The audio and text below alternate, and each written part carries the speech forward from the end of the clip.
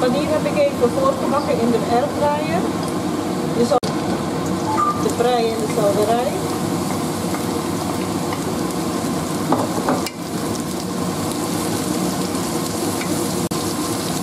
Even kijken.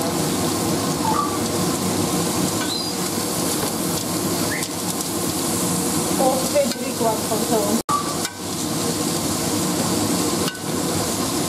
De kidneybonen, die heb ik in een zeef gewassen, even onder de kraan. Wat ik even.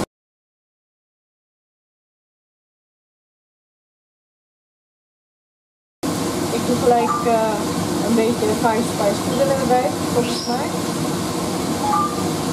Zo, ja.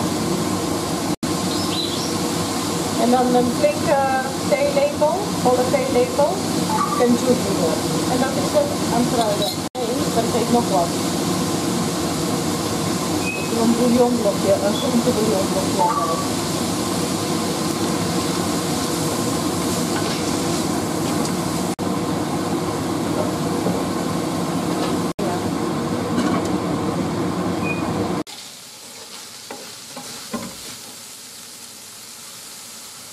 Giet een beetje water erbij.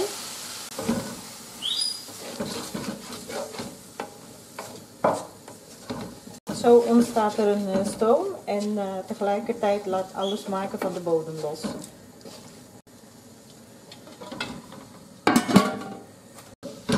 De rijst gaat er in 1 keer bij. Ik wil dat mijn dopertjes en mijn prei een beetje groenig blijven.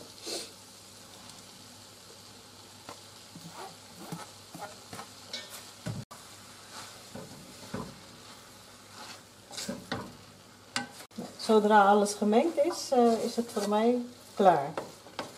Het is een nasi die altijd goed naar binnen gaat. Ik kan mijn kinderen er altijd blij mee maken. Kijk, met een salade,